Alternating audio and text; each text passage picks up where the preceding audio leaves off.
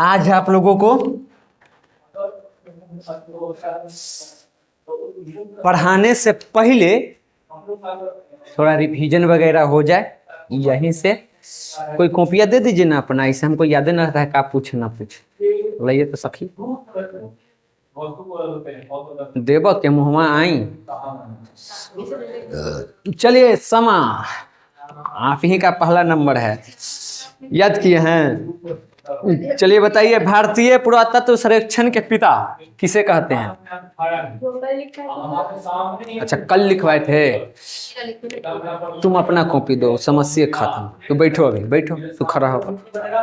बताओ, भारतीय पुरातत्व सर्वेक्षण के पिता कब इसको पद पर नियुक्त किया गया था? अलेक्जेंडर कनिंघम को। तो जाना है तो रहता है, घुमावे है कहला। हड़प्पा का उत्खनन कौन किया है? हड़प्पा का उत्खनन दयानंद साहनी। किसके नेतृत्व में? Surgeon marshal. ठीक। राखल दास बनर्जी कब और किस स्थल का? 1922। कहाँ पे है ये मोहनजोदड़ो? किस जगह पे पाकिस्तान में? किस नदी के किनारे? सिंधु नदी के किनारे। गुजरात का उत्खनन, गुजरात का लोथल का उत्खनन कब हुआ है? हाँ 1955। ठीक। यहाँ से किसी चीज का साक्ष्य मिला है?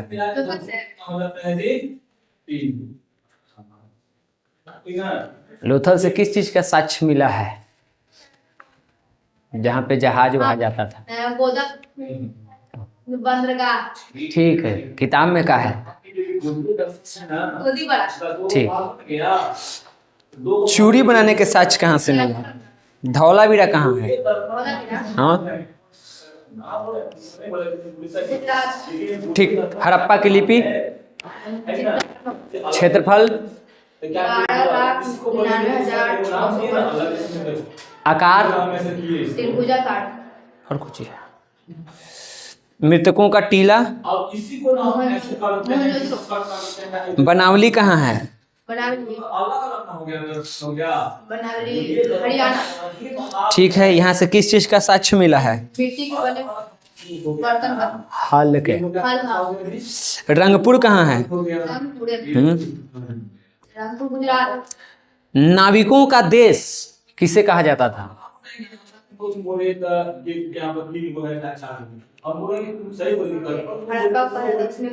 में से नाम है।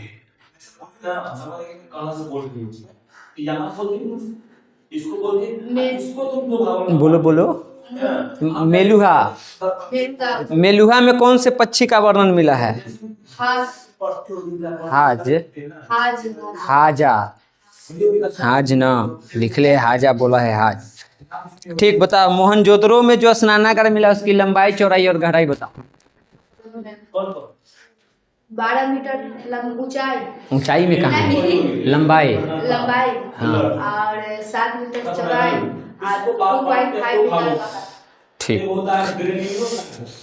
Next question. नेक्स्ट, सर्तुघई कहाँ पे है?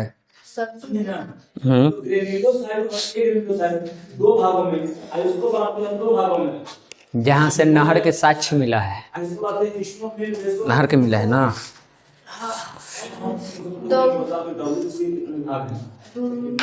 सर्तुघई का अफगानिस्तान तरफ बोले थे ना, 10 कहाँ है? अफगानिस्तान में है। हाँ हम पूछे सर्तुघई कहाँ है, तो अफगानिस्तान में है। तो बस इतने बताना था। द दी दा दे दो दंदा का कभी। बैठो,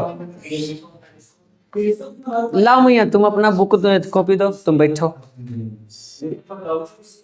रहे दे, कॉपियाँ दे, तोरे कॉपियाँ से तोरे सुनेंगे। चलिए बताइए तो आप, लोथल के जल कुंड को गोदीबाड़ा किसने कहा है कि ये गोदीबाड़ा होगा? ठीक बात है। किस जगह पे घर बनाने के लिए पत्थर का उपयोग होता था? ठीक बा। मजदूरों की बस्ती कहाँ से मिला है?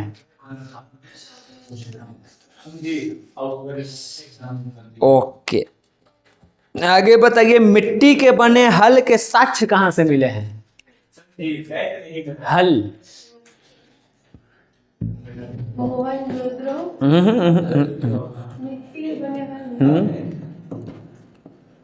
कहाँ से? ठीक, चल कम से कम ये याद रखो, चोलिस्तान पाकिस्तान नहीं भी तो चलेगा। हाँ, आप बताइए हमको, बुने गए वस्त्र का टुकड़ा मिला था कहाँ से? ठीक, मेलुआ इसे बोला ना लिखी है, वाह। तो बोले थे कि उसमें से लिख लो, वो इम्पोर्टेंट था। मेलुआ कहा जाता था जो सिंधु सभ्यता को वहाँ से हाजा पक्षी मिला है, वो सब बातों को याद रखिए। पीछे बढ़ा दीजिए मैया। चलिए आप खड़ा होइए। आप हमको बताइए, घोड़ा के साक्ष्य कहाँ से मिला है?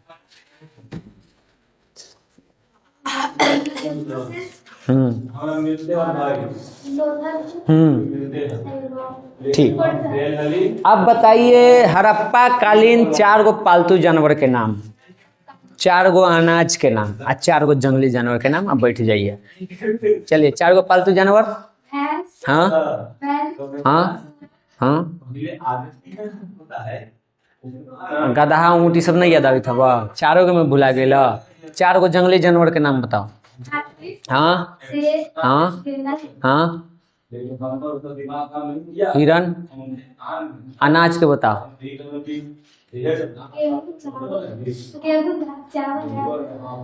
चावल के ज्यादा नहीं है, सबसे ज्यादा किसका है जी? धान होता था, ठीक है। गेहूं, जौ, चना, जो पहले है उस सब के बोलो, फिर उस सब बोलो। ठीक है, बैठिए, छोड़ देते हैं। याद की है कल वाला में से तो पहले हूँ से जहां मन तहां से इसने तो हम खोजी थी। तो बताइए तो हड़प्पा किस नदी के किनारे है? सिंधु घाटी। सिंधु सभ्यता को और किन किन नामों से जानते हैं? और उसके बाद दूसरे पूछिए। ओके, भारतीय पुरातत्व सर्वेक्षण के पिता किसको कहते हैं? आए? खाली लास्ट वाला नाम याद रखो, शुरू वाला के छोड़ दो। लास्ट में क्या लिखी है? अलेक्जेंडर के बाद क्या लिखी है? वही याद रखना है। जहां से पूछिए। चलिए बताइए, धौलावीरा कहाँ है? मोहनजोदड़ो में धौलावीरा है। अब मोहनजोदड़ो कहाँ है? एक याद रखिए, पढ़ेला के बाद पिटेला है। कहीं अब हम पढ़ के क्या करिए, हमारे तो सब काम फाइनल हो गया। याद की है? तो हम पूछे करेंगे तो याद कर ले रही था ना, टाइम पास थोड़े करना है, पढ़ाना है। तो पूछ तो रहे हैं, कल वाला में से पूछें। बताओ, मिट्टी के बने हल के साक्ष्य कहाँ से मिला है? मोहनजोदड़ो से। मृतकों का टीला किसे कहा जाता है? मोहनजोदड़ो से। नृत्य करती हुई महिला कहाँ से मिली है? मूर्ति कहीं मोहनजोदड़ो से। पुजारी राजा के मूर्ति मोहनजोदड़ो से। ठीक, बुने हुए कपड़े का साज मोहनजोदड़ो से। राखल दास बनर्जी द्वारा खाने गए स्थल के नाम मोहनजोदड़ो से। बैठ बैठ, दवाई दे तू खड़ा हो। बताओ, मिट्टी के बनल हल के साक्ष्य कहाँ से मिला है?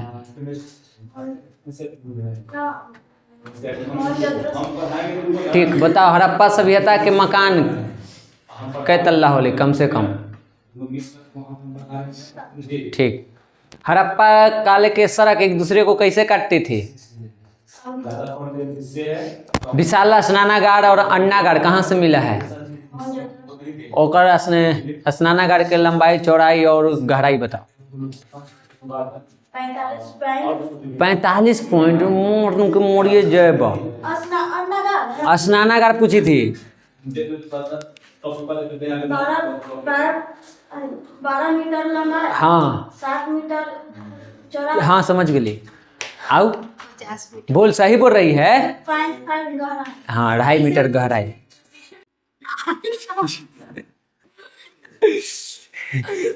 तो हमरा का पता तेरा कौन याद है। घोड़ा के साक्ष्य कहाँ से मिला है? आओ लोगों से हाँ ठीक। आगे आप बताइए हमको, हाजा पक्षी कहाँ पाए जाते थे? मेलुआ मेलुआ किसको, मेलुआ के नाम से किसे जानते हैं? मेलुआ के नाम से किस जगह को जानते हैं ये पूछ रहे हैं। हाँ ये बात हुई ना। मोहनजोदड़ो का नगर कितने भाग में बटा हुआ था? कौन कौन? हाँ हाँ ठीक। दुर्ग उपरा नगर होता था, एक निचला नगर। उपरा नगर में कौन कौन रहता था? तो बड़ा बने कौन? शासक वर्ग। जो विशाल स्नानागार मिला है मोहनजोदड़ो से, वो कहाँ मिला है? मोहनजोदड़ो में कहाँ? ऊपरका में कि निचलका में?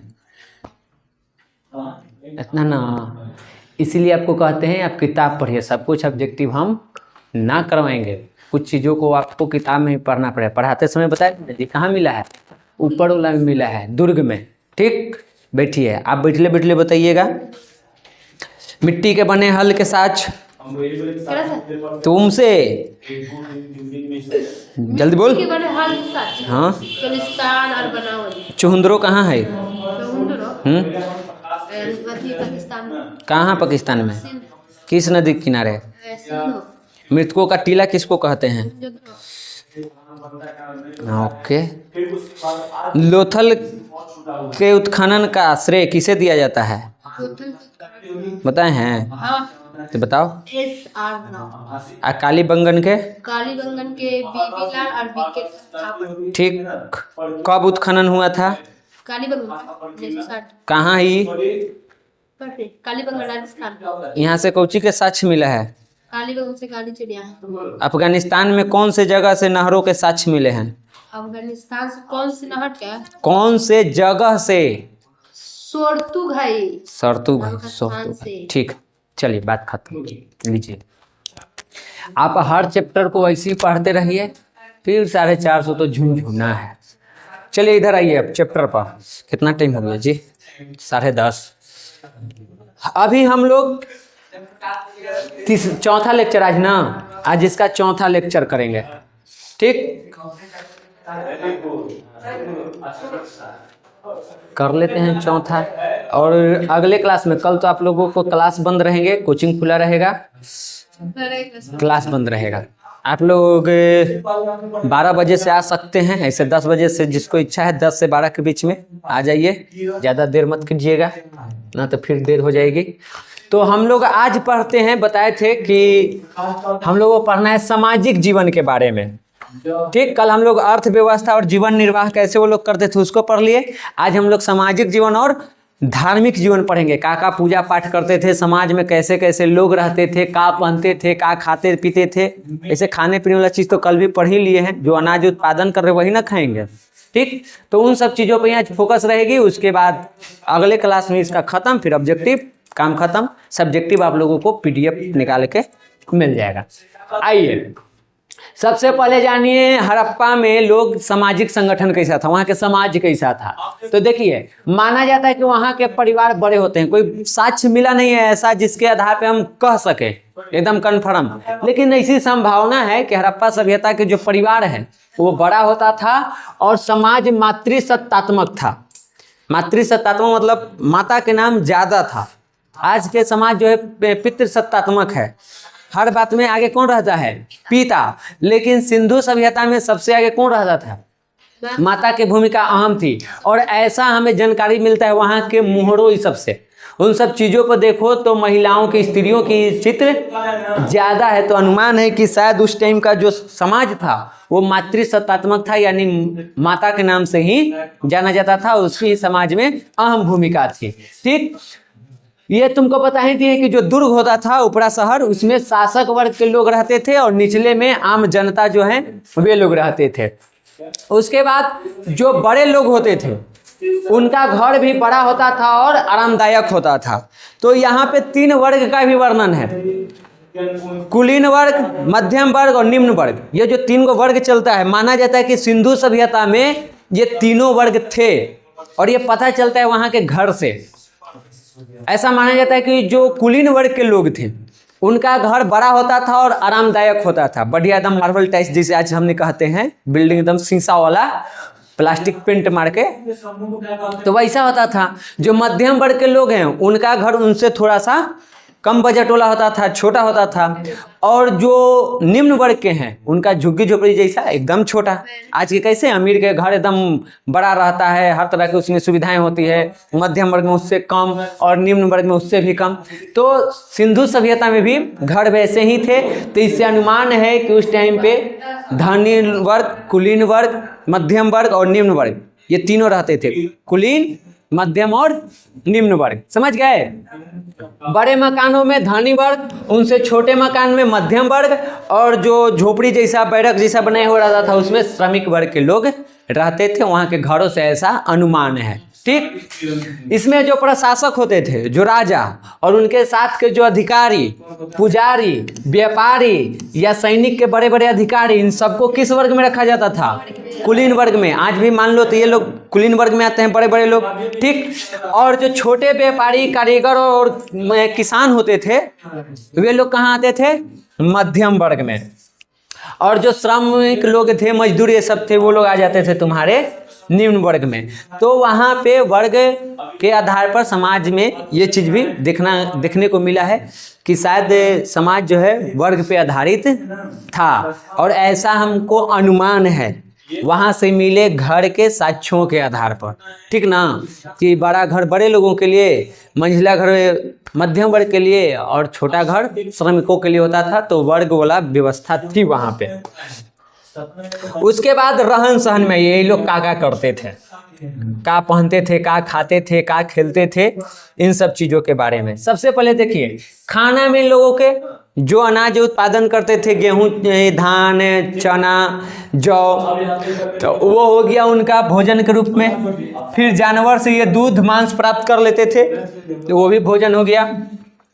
फल की भी खेती करते थे और सब्जियों की भी खेती करते थे। तो ये सब उनका भोजन था। समझ गए? ये सब उनके प्रमुख आहार थे। भोजन पकाने के लिए जो बर्तन होता था वो मिट्टी के होता था या फिर पत्थर का होता था, और नहीं तो जो धातु के बारे में उन्हें जानकारी थी उसी धातु का बना होता था। समझ गए? तो 3 तरह के बर्तन होते थे, या तो मिट्टी के, या तो पत्थर के, या धातु के। इसी में बनता भी था और इसी के बर्तन में वो खाते भी थे। समझ गए? तो इसका उपयोग करते थे। उसके बाद जो मोहनजोदड़ो से पुजारी राजा के जो तस्वीर मिला है, तो उस तस्वीर में देखोगे कि राजा एक चादर जैसे ओढ़े हुए हैं। अगर तस्वीर को ध्यान से देखोगे तो ठीक, तो माना जाता है उस चादर के आधार पर, उस तस्वीर के आधार पर, कि जो हड़प्पा सभ्यता के लोग थे वो ऊपर शर्ट ये सब नहीं पहनते थे, वो चादर के रूप में कुछ ओढ़ते थे और नीचे धोती जैसा कुछ पहनते थे। ये तस्वीरों से पता चला है, जो मूर्तियां मिली है, जो चित्र मिले हैं, उनसे पता चला है कि पुरुष जो है वो ऊपरी वस्त्र चादर के समान ओढ़ते थे और कमर के नीचे धोती के समान वो वस्त्र पहनते थे। साथ ही साथ टोपी और पगड़ी की भी प्रथा थी, टोपी और पगड़ी भी लोग पहनते थे। महिलाएं जो है वो घाघरा पहनती थी, उसी के समान वस्त्र पहनती थी। और ये दोनों, स्त्री और पुरुष दोनों, नाक कान छिदवाते थे, हार वगैरह जो भी होता है वो पहनते थे। आप पुराना वाला सीरियल वगैरह देखिएगा तो उसमें इसी तरह के कॉस्ट्यूम दिखाया जाता है। अगर पुराना कोई ऐतिहासिक सीरियल देखिएगा, जैसे कुछ नहीं तो जैसे आप चंद्रगुप्त मौर्य, अशोक के टाइम के देख रहे हैं या बुद्ध के टाइम के देख रहे हैं वो सब सीरियल, तो उसमें देखना उनका कॉस्ट्यूम क्या होगा। वे लोगों का बाल बड़ा बड़ा होगा, दाढ़ी मूछ नहीं रखे होंगे, दोनों कान में छिदवाए होंगे, पहने हुए रहेंगे, हाथ में बाजू पहने रहेंगे और ये धोती जैसा पहने रहेंगे, पगड़ी बांधे रहेंगे, आइए को ऐसे करके ऐसे ओढ़े हुए। तो ये ऐसे ही उसमें कैरेक्टर नहीं दिया गया है, वो कॉस्ट्यूम ऐसे ही नहीं बनाया गया है। वो हम जा रहे हैं इतिहास में पीछे और साक्ष्यों से पता चला कि पहले के लोग उसी प्रकार रहते थे, तो उसी चीज को उसमें दिखाया गया है ताकि पता चले कि किस टाइम को दिखा रहे हैं, हम पुराने टाइम को दिखा रहे हैं। तो आप वो चित्रण अगर पहनने के बारे में पूछे वहाँ के रहन सहन के बारे में, तो आप उस सीरियल से उन चीज़ों को याद करके किसी एक करेक्टर को देखिए कि वो काका पहने हुए था, बता दीजिए। आप उसी में राजे रजवाड़े घर को देखिएगा तो वो लोग भारी भारी गहना और बढ़िया क्वालिटी के कपड़ा ये सब पहनते थे। तो वो सारी चीज़ें पहले थी, उसी को उस सीरियल में दिखाया गया है। किसी भी सीरियल को देखोगे तो वहाँ से भी सीखने को मिल जाता है। तो स्त्री और पुरुष दोनों हार पहनते थे, कंगन पहनते थे, पाजे बाली अंगूठी सब जैसे आभूषण को वो पहनते थे। ये स्त्रियों में भी प्रचलित था और पुरुषों में भी, दोनों लोग पहनते थे। उसके बाद और स्त्री में बात करो तो कालीबंगन से हमने के चूड़ी के साक्ष्य मिला है। और ये चूड़ी किसके लिए बनता होगा? महिलाओं के लिए। तो महिलाएं चूड़ियां भी पहनती थी। काले रंग की चूड़ी बनने का साक्ष्य हम लोगों को कालीबंगा से मिला है। ठीक, अब पुरुष के दाढ़ी मूछ बाल के बात करो तो ये तुम्हारे मर्जी के ऊपर है। अगर किसी को लगता है कि हम अपना बाल दाढ़ी मूछ कटवा के रखेंगे तो कटवा के भी रखते थे, किसी को है कि हम बढ़ा के रखेंगे तो बढ़ा के रखो। कोई अपना दाढ़ी बढ़ाए हुए है, बाल कटवाए हुए है, कोई बाल बढ़ाए हुए है, दाढ़ी मूछ कटवाए हुए, तो इस तरह की प्रथा थी। यानी आज कैसे है कि अगर आपको मन है कि हम अपन बाल हरियर रंग से पेंट करवाएं तो करवाओ, लाल से ना देखले हैं तो हरियर लाल पियर ब्लू उज्जर हर क्वालिटी के हुआ है। ठीक, तो अगर आपकी इच्छा है, कोई नहीं बोलता है, करवाइए, आप रखिए। एक दो दिन समाज लोग गाली देगा, तीसरा दिन बर्दाश्त कर लेगा कि ये करिए रहन है। ठीक, तो वो सारी चीज़ें हैं। तो बाल दाढ़ी सब रखने की अपनी स्वतंत्रता थी, जिसको जैसे मन वैसे अपना रखता था। महिलाओं के बाल लंबे होते थे, उसमें वो जूड़ा चोटी बांधने के बहुते शौकीन थी। साथ ही साथ वो काजल भी लगाती थी, वो लिपस्टिक भी लगाती थी और नेल पॉलिश भी लगाती थी। तो ये लेक्मी के जो लिपस्टिक है ना, बहुते पुराना परंपरा से आ रहा है। ठीक, होठ लाली लगाने का, काजल करने का। तो महिलाएं ये सारी काम को करती थी। ये सब काम आज होता है। लड़कियां आज भी बाल लंबा रखती है। आज जूड़ा चोटी बनाने का बहुते शौक है, एक से एक डिजाइन। ओका में इन्ने से पिन, उन्ने से पिन, हेन्ने हाय खोता का चिरौई चुगनी सब कैसे में बनाते रहना है। तो वो पहले के भी शौकीन थी, आज के भी शौकीन है। अब काजल तो एकदम लगना ही लगना है। अब वो अलग बात है कि बचपन में हमने के मम्मी आँख में यहाँ काजल लगाती थी, नीचे यहाँ से धरा ली ऐसे, ऐसे धर के पूरा कहली कि ले नीचे ले, आ एगो मार दली यहाँ, आ तेल उल लगा के कहली कि जो अब घूमे, बाल उल बड़ा रहले झाड़ दे हले। आ जब वो है लड़कन लड़कियन बड़ा हो जा है तो वो यहाँ काजल ना करे, अब वो काजल करे है पर पेंसिल वाला लेक्मी के वो हम जानते हैं कि आता है। ठीक, हाँ, कि बढ़िया वाला कादो रहता है तो वो वाला लगाते हैं। एकदम देखेगा ध्यान से अगर तो एकदम बराबर पर रहा है यहाँ ऊपरे, एक ठोप खींच लेंगे यहाँ से पीछे में है, राक्षस मुनि लगे। ठीक, तो ये आज भी है। होठ लाली रहेंगे कि आज भी है। अब भले होठ लाली लो क्वालिटी के है, बाजार जाए तो ले सर के यहाँ ले आ जाए, लेकिन लगत आ कोई तो ऐसा लगा है ना कुएं में सूख के सट जाए। ये सब चीज़ देखने को मिलेगा आपको शादी ब्याह के टाइम पर। चुपचाप बैठ जाइए, आ कोई बात कर रहा है तब ध्यान से देखते रहिए, यहाँ तक लाल है और नीचे उज्जर लौकेगा। सब ध्यान से देख लीजिए कैसे कैसे काका सा कहले रहे ऐसा। नाखून जोन रंग के कपड़ा है वह रंग का नेल पॉलिश होना चाहिए। अब ब्याह शादी के फंक्शन में देखो राक्षस मुनीसा के अभी पहने हुए ब्लैक, तो पूरा नाखून ब्लैक, कान में बाली ब्लैक, चूड़ी ब्लैक, सब कुछ ब्लैक।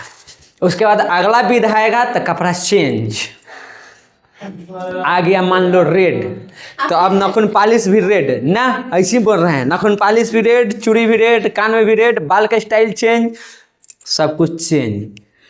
फिर अगला विध ब्याह शादी में देखते रहते हैं। और कहाँ ये सब विवाह शादी में होता है, आपका मरनी में हुआ ये सब है। तो ये सब चीज़ें हैं। हम अपने बहन के देखे कि इतना मैंने 16 रख ले, पहले एगो नेल पॉलिश लगाएगी, फिर उसको छोड़ाने वाली रख ले है, ऐसे कागज नहीं रहता, ऐसे करके आ फिर नया रंग इतना खुरपा के निकल रहे के चाहिए ऐसे, तब हवा मेरी बहन के देखे तो बाप रे बाप लगे, लेकिन नोच ले तो मुँह नाक तब ना ओकर एथी नेचुरल है। ठीक ना। हाँ खरीद के लगाओ, ये सब फैशन दिखावे लगी, ठीक। आ ऊपरे से यहाँ ऐसे ला, ऐसे पोत ला, ठीक। तो ये सबसे लड़कों को कहते हैं खास रूप से कि सावधान, आप जो देख रहे हैं वो माया जाल है। असली रूप आपको घर दिखेगा, दोपहरिया में जाइए ये फटल पुरान पहन के आ गोबर ठोकई तो मिलेगा ठीक। तो बी अलर्ट। उसके बाद देखिए ये जो शौक श्रृंगार है, प्रसाधन मतलब होता है शौक श्रृंगार करना। तो शौक श्रृंगार करी कैसे, तो उसके लिए दर्पण ऐनक का यूज होता था, ऐनकवा के सामने रह के कि ऐसे करी कि ऐसे करी, और कंघी बाल उल झाड़ने के लिए। तो ये सारी चीजें पहले होती थी, सब हमारे जीवन से आज भी जुड़ा हुआ है। अब ये मनोरंजन में क्या करते थे, तो मनोरंजन के लिए ये लोग शिकार करने चले जाएंगे कि चलो आज शिकार करें, मछली पकड़ने चले गए, पक्षियों की लड़ाई करवा दिए। एक जगह से वो मोहर मिला है जगह में 2 मुर्गे को लड़ते हुए दिखाया गया है चित्र में, यानी पक्षियों की लड़ाई करवाई जाती थी। और उसके बाद नृत्य संगीत भी करते थे, गाना बजाना भी होता था। तो ये था इनके मनोरंजन के साधन। यूट्यूब, फेसबुक, व्हाट्सएप, इंस्टाग्राम ये सब ना चलो हले। बाकी धार्मिक अनुष्ठान के टाइम पर तो स्विमिंग पूल है ये छपाक से, ठीक। तो एक मोहर मिला है जिससे मुर्गों को लड़ते हुए दिखाया गया है। कई सारे मोहर मिले हैं जगह पे वाद्य यंत्र दिखाया गया है, गाना बजाना करने वाला जो यंत्र होता है, नाचने वाले नर्तक और नर्तकियों का भी चित्र मिला है मोहरों पर। तो इससे अनुमान है कि उस टाइम पे लोग ये सारी चीज मनोरंजन के लिए करते थे। साथ ही साथ वो पासा या चौकोर जिसको कहते थे वो खेलते थे, शतरंज भी खेलते थे। तो ये सब खेल प्रसिद्ध में थी। बच्चों के मनोरंजन के लिए खिलौने बनते थे जो मिट्टी के होता था, मिट्टी के गाड़ी बन गया, गोली बना दिया गया, सीटी बन गया, झुनझुन्ना बन गया। तो ये सारी चीज़ें, बैलगाड़ी सब जो भी है, ये सब बच्चों के मनोरंजन के लिए बनाए जाते थे। अपने मम्मी पापा से पूछिएगा, ज़्यादा दिन नहीं, वो तो बहुत पीछे चले जाएंगे, आप ज़्यादा नहीं 50-100 साल पीछे जाइए ना, मम्मी पापा से पूछिएगा कि तू लोग मेला जाती थी तो खिलौना का लेती थी, तो सब मट्टी के।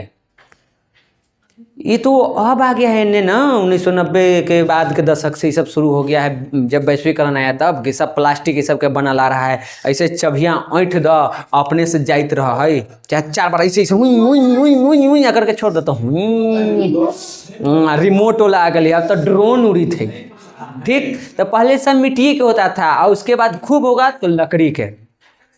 आजकल के जो बच्चा जन्म लेता है तो उसके लिए आता है गोल डोलची वाला, उसमें लड़का के खड़ी कर दो और में तलमलाई जाइत है, ऊपर चलेला सीखा है। हम लोग कहाँ सीखे हैं, तो 3 पहिया लकड़ी के लो ऐसे लेके हटो टिटिट टिटिट पर हमने खेले हैं। ना तो 1 पहिया 2 पहिया मिलता था उसी पर, और तार के जब फल लग जाता था तो ओकरा से काट के लिए अब है तो खा ला। इधर लहरी रुपये कर रहा तो एगो ई पट्टी घोंप द, एगो ई पट्टी घोंप द, 2 पहिया हो गया। आ एगो और लहरी के डंटा लाइए, उसमें ऐसे ऐसे फेंकले रहता था तो वहाँ से बन गया ऐसे। अब उसको ऐसे करके फंसा दीजिए, हट 3 दिन के बाद चक्का सूख जा हले, इतनी हो जा हले, इतनी ओकरा बाद फिर नया चक्का लगावल जा हले ओकरा में, चलो नया लगाते हैं। तो हमने के खेल वही सब था। पापा हमने के आते थे साइकिल में टायर बदलाने, तो टायर को बांध लेते थे पीछे, काहेला तो लड़का खेला, तो तक वो डंटा ले लो, चल उहे में मजा था। आजकल लेकिन सब नहीं खेलता है, आजकल दूसरा जिंदगी चल रहा है, पैदा लेते सब मोबाइल में घुस जा रहा है। माए बाप के देखे से पहले मोबाइल पूरा वायरल कर कहाँ कि फलनावा के ये होलो वो होलो, खाते पीते हर जगह ले पाऊंगा मोबाइल रहे। तो वो वाला जीवन नहीं जिए हैं। नहीं तो ये सब चीज़ें देखो थे, हम बचपन में आते थे छुटपन में एकदम 5 साल से तो मेमोरी याद होता है। तो अजमाई सब आते थे बाजार, रहता था ठीक है, मिट्टी के या लकड़ी के, ठीक। हड़प्पा सभ्यता में भी वही सारी चीज़ें थी। उसके बाद मर गया तो का कल जा हले, उसकी क्या व्यवस्था थी। तो हड़प्पा वासी के लोग, ये हम लोग आज भी करते हैं। हम लोगों में हड़प्पा वासी के लोग क्या करते थे कि जो व्यक्ति मर गया ना, उसका सिर उत्तर दिशा की ओर रख करके कब्र में दफना दिया जाता था। आज भी जब कोई मरता है तो उसका सिर देखना किस दिशा में रहता है, उत्तर की ओर रहता है। तुम लोग में किधर रहता है भैया? पश्चिम की ओर है। इसके पश्चिम की ओर होने का एक कारण हो सकता है कि ये थी इधरे है मक्का मदीना, इसी वजह से ना। हाँ, अब हमने में काहे उत्तर रखा था, उसका कुछ साइंटिफिक कारण है। उत्तर में नहीं सुना चाहिए, पृथ्वी का जो गुरुत्वाकर्षण ये सब है, खिंचाव है, तो उल्टा प्रभाव पड़ता है, तो वही से तो दिमागवा सही जगह हो तो है, समझी। तो क्या करते थे लोग, शव को उत्तर दिशा की ओर रख करके दफना देते थे। दफनाने का और जलाने का दोनों पर्व यहाँ पे प्रचलन था।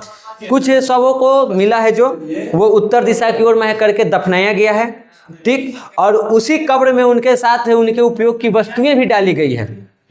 लोगों की मान्यता थी कि खाएगा पिएगा, अब जो भी रहा हो, तो वस्तुएं भी उसकी मिली है। आज भी देखना वो परंपरा मिल जाता है हमने के धर्म में, खास करके जो मर जाता है ना, उसका चीज को फेंक दिया जाता है या किसी को दान दे दिया जाता है, जो भी उसका सामान है मुख्य रूप से। तो कई जगह ये चीज देखने को मिल जाएगा। तो ये चीज होता था। कुछ जो कब्र हैं वो पक्की ईंटों के बने मिले हैं, और उसमें मिट्टी के बर्तन, मन के आभूषण, तांबे के दर्पण, ये सब उसके उपयोगी जो भी वस्तुएं हैं उसको भी उसके साथ उसी में दफना दिया जाता था। आज भी तो हमने के पंडित जी कहबे करथिन कि दादा मर गलथुन तब बाछी दान कर काहेला, ताकि गंगा जी पार करेला बछिया पर चढ़ के थुन, तब बछिया दे दिला तू दोसरा के, आओ सेजिया दान कर। तूने में ना होता है सब यहाँ, हमनी में होता है सेजिया दान, कपड़ा लत्ता चौकी पलंग ये सब काहेला हो, ताकि ऊपर सूते लगी। आ उहे पंडित जी कह रहे हैं कुछ देर पहले ना कि तोर दादा के जन्म हो गया फलना जीव में, तो जब जन्म हुई है तो उनका बाप मतारी ना है, उन्हें देखभाल करेगा, तो ना ऊपर सुतेला चाहे ना, तो ये सब ढकोसला है, ढोंग। लेकिन गांव में हमने बोल नहीं सकते हैं, बोलिएगा ना तो जो गांव के बुजुर्ग लोग हैं, बड़का काबिल हो गया है, तू 2 कलम पढ़ ले है तो तू तेज होएला, हमने के पूर्वज पगला हाल है। अच्छा, हम कहाँ करें कि पगला हाल, ज्ञानी हाल, हमने से ज्यादा ज्ञानी हाल। लेकिन कुछ तार्किक बात हो, अभी पंडित जी कहें कि आपके दादाजी का इस जीव में जन्म हो गया, और अब फिर आप कह रहे हैं कि आप दान दीजिए, काहेला कि दादाजी के सुतेला। अरे पर्दे, तो जन्म लिए कि नहीं लिए, कोई एगो बात तो झूठ है। या तो वो सोते नहीं है ऊपर, या तो आप ये जो बोले हैं जन्म ले ला वो झूठ है। बात तो सिर्फ इतनी सी है, लेकिन नहीं कर सकते हैं, करना पड़ता है, समझ गए। और देखिए, धौलावीरा से पत्थर द्वारा निर्मित कब्र मिले हैं, क्योंकि धौलावीरा में मुख्य रूप से किसका उपयोग होता था, पत्थर के। तो वहां से कब्र भी किस चीज का मिला है, पत्थर के मिला है। कहीं कहीं पे भस्मावशेषों को मिट्टी के कलश में रखकर दफनाया जाता था, मतलब आपको जला दिया जाएगा और उसके राख को मिट्टी के कलश में डाल करके और दफना दिया जाएगा। और कई जगह उसको नदियों में प्रवाह भी किया जाता था।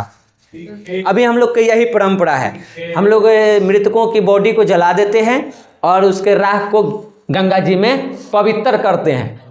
और पवित्र करने के चक्कर में पूरा गंगे नदी के खा के बैठ गए हैं, प्रदूषित कर दिए हैं। तो वो चीज़ करते थे पहले भी, आज भी ये चीज़ होता है। जो धनी वर्ग के लोग होते थे उनका कब्र भी धनी लोग के जैसा होता था, स्पेशल बनावट के, फैसिलिटी वाला। जैसे धनी लोग मरते हैं तो उन लोगों को जलाया जाता है थी में घुसा के, मशीन से जाते नहीं से सुई, तनी सुन के बाद निकल जा सुई, आदमी के इंतजार करे पर टाइम ना है, जा आवा। तो उस टाइम पे भी धनी वर्ग के जो कब्र है वो अलग बनावट की है, और उसमें उनके उपयोगी वस्तुएं भी रखी जाती थी। धार्मिक विश्वास और देवी देवता में आ जाओ तो सिंधु सभ्यता में बहुत सारे देवी देवताओं की मान्यता थी, कई सारे देवी देवताओं की पूजा वो करते थे। प्राकृतिक पूजा भी वो करते थे, यानी प्रकृति के भी पूजा करते थे। और इसका हम लोगों को उदाहरण मिलता है कहाँ से, जो मुहर है या पुराना जो भी अवशेष मिले हैं वहाँ से, कि ये लोग आग की, वृक्षों की, जल की, पशु की और भी कई सारे देवी देवताओं की पूजा करते थे। इनमें सबसे इम्पोर्टेंट एगो देवता हैं शिव जी, पशुपतिनाथ। वो एक दिन दिखाए थे ना, एगो सिंगवा एन्ने वाला तस्वीर, ना ये तो देवी जी के है। ये तुमको मातृ देवी है उस टाइम की मूर्ति मिला है, ठीक। एक तुमको ना तस्वीर दिखाए थे ऐसे सिंगवा वाला, हाँ, आज उस पे अगल बगल ढेर माने जानवर के फोटो था, ऊपर कुछ लिखा हुआ था। तो वो माना जाता है कि वो पशुपतिनाथ के मूर्ति है, शिव जी की मूर्ति है, उनकी पूजा की जाती थी। तो ये भी चीज था, देखो यहाँ पे आ जाएगा। हड़प्पा मोहनजोदड़ो और अन्य जगहों से मिट्टी की बनी स्त्रियों की मूर्ति मिली है। ठीक, एक मूर्ति ऐसी मिली है जिसमें दिखाया गया है कि एक महिला एक बच्चे को दूध पिला रही है, तो ये प्रथा भी था। एक मूर्ति मिला है जगह में से दिखाया गया है कि एक स्त्री के गर्भ में से पौधा निकला है। ठीक, पेट में से पौधा निकलते हुए दिखाया गया है चित्रण। अब वो धरती माँ को वो दिखाना चाहता है या जो भी चीज दिखाना चाहे, तो ये सबके चित्रकारी मिला है। एगो पर मिला है मूर्ति पर कि एगो स्त्री है और उसका सिर पर एगो पक्षी पंख फैला के बैठा हुआ है, और इन सारे मूर्तियों को उस टाइम के देवी जी माना गया है। ये सब क्या चीज थे? देवी जी थे जिनकी पूजा होती थी। ठीक, हड़प्पा सभ्यता में मातृ देवी का स्थान बिल्कुल वैसे ही था जैसे मिस्र सभ्यता में नील नदी के किनारे इसिस। ये इंपॉर्टेंट है तुम्हारे लिए, इसिस। ये इसिस किस देश की या किस सभ्यता की मातृ देवी थी? तो वो कहाँ की थी? वो थी तुमको मिस्र सभ्यता की। और मिस्र सभ्यता किस नदी के किनारे है? नील नदी के किनारे। समझ गए? तो इसको आप नोट कर सकते हैं। जो पुरुष देवता में सबसे प्रमुख थे, नोट कर लीजिएगा, वो कौन है? पशुपति या शिव जी कहिए। लिखवा देंगे, रुक जाओ, कलशवा खत्म है तो नहीं। अरे लिखवाएंगे, रुको ना, कलशवा पहले खत्म कर देंगे। हाँ जी, ना तो फिर तो ऑब्जेक्टिव में सब मिलिए जाएगा छूटल बढ़ा, और बाद भी छूटेगा तब पूछ ली है। पढ़ ही लहाइए या कुछ ही करे लहाइए। आगे देखिए, अब आइए मोहनजोदड़ो के एक मुहर पर, ये कल ही तुम लोगों को फोटो दिखाए थे। 3 गो मुंह होला, 2 गो सिंह, अब पालथी मार के बैठल हैं। ठीक, योगी बाबा जैसन। और उनके चारों ओर जानवरों का फोटो था, उसमें माना जाता है कि हाथी है, बाघ, गेंडा और भैंस है। ये थोड़ा सा इंपॉर्टेंट हो जाएगा कि जो वो चित्र मिला है उसमें कौन कौन से जानवर के तस्वीर हैं। तो ये 4 गो जानवर है। और फिर उसके आसन के नीचे माना गया है कि हिरन, मृग मतलब होता है हिरन, कि उसका चित्र है। नीचे भी 2 गो चित्र था, ठीक ना? तो वो हिरन के हैं। और इन सब को उस देवता का वाहन माना गया है जिसपे वो सवारी करते थे।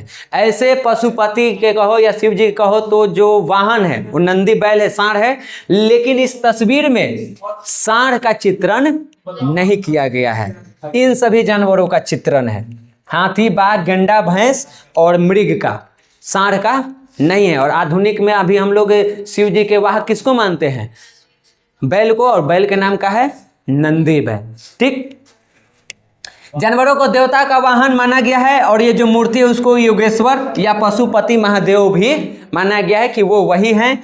कई मोहरों पर शिव को नारी रूप, शिव जी के अर्धनारी वाला जो है तो वो रूप भी दिखाया गया है, नागधारी वाला रूप भी दिखाया गया है, और धनुर्धारी, धनुष वाला, ये सारे मतलब अलग अलग तरीके के उनका फिर नृत्य करते हुए उन सभी चित्रों को अलग अलग मोहरों पर दिखाया गया है। और उस सभी के सभी चित्र किस देवता के हैं? शिव जी के। तो सिंधु सभ्यता में सबसे प्रमुख देवता कौन थे? पशुपति कहिए या फिर शिव कहिए। ठीक, वही आप वैदिक काल में आएगा तो वहां पे इंद्र बन जाएंगे। उस टाइम पे इंद्र जी की पूजा सबसे ज्यादा होती थी। समझ गए? इंद्र बारिश के देवता। आगे देखिए, हड़प्पा एवं मोहनजोदड़ो से बड़ी संख्या में पत्थर और सीप के छोटे बड़े लिंग भी मिली है। स्त्रियों की भी योनियां मिली है, यानी लिंग की भी पूजा उस टाइम पे की जाती थी। और इन सब को कहीं ना कहीं जोड़ा गया है किन से? शिव जी से ही। आज भी हम लोग शिवलिंग की पूजा करते हैं कि नहीं करते हैं? तो ये प्रथा भी वहां पे थी। उसके बाद वृक्ष पूजा भी होता था, और वृक्ष में सबसे प्रमुख था पीपल, जिसकी पूजा आज भी हम लोग करते हैं। तो इसकी भी पूजा करते थे।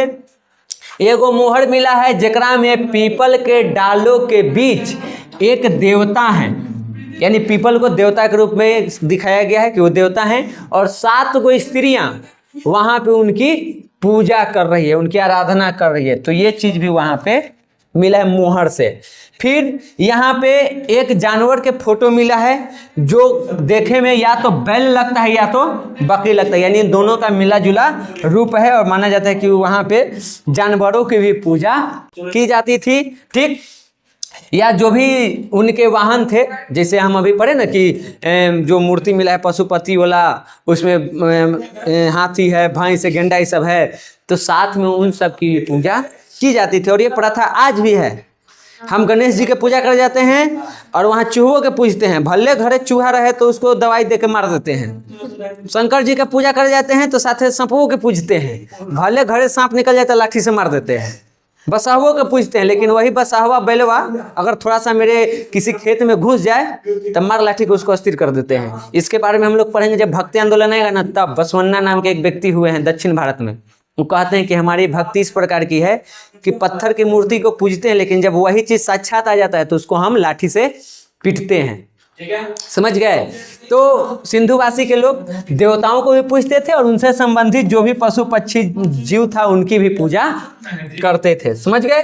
अंतिम है, इनमें सबसे प्रमुख है जो जानवर था जिनकी पूजा करते थे, वो एगो सांड था और कुब्बरदार सांड था, कुब्बर जैसा, ठीक। तो उसकी ये पूजा करते थे। एक सींग वाले जानवर भी एक चित्र मिला है जिसको माना जाता है कि लोग उसकी भी पूजा करते थे, एक सींग वाला। उसके बाद ये तो पते है विशाल स्नानागार, पूजे पाठ लगी उजे होता था तो उसका भी पूजा होता था। जल की भी पूजा करते थे, लगभग हर चीज की, अग्नि पूजा, बलि देने की प्रथा, ये सारी चीजों के साक्ष्य मिला है। साथ ही साथ सिंधु सभ्यता के लोग भूत प्रेत में भी विश्वास रखते थे। वो बुरी आत्माओं को, डाइन, भक्साइन, चुड़ैल सबको मानते थे, ठीक। और उससे बचने के लिए वो लोग ताबीज भी पहनते थे। कई जगहों से भारी संख्या में ताबीज मिले हैं जिससे ये पता चलता है कि वो लोग भूत प्रेत और बुरी आत्माओं में विश्वास करते थे। तो ये था इनका सामाजिक जीवन और धार्मिक जीवन। अब रह गया बचा खुचा जो भी राज्य और प्रशासन कैसे था, कैसे इसका अंत हुआ और कुछ इसमें जुड़े हुए समस्याएं, तो उसको हम लोग अगले क्लास में खत्म, पहला चैप्टर इतिहास का आपको खत्म हो जाएगा। समझ गए? चलिए।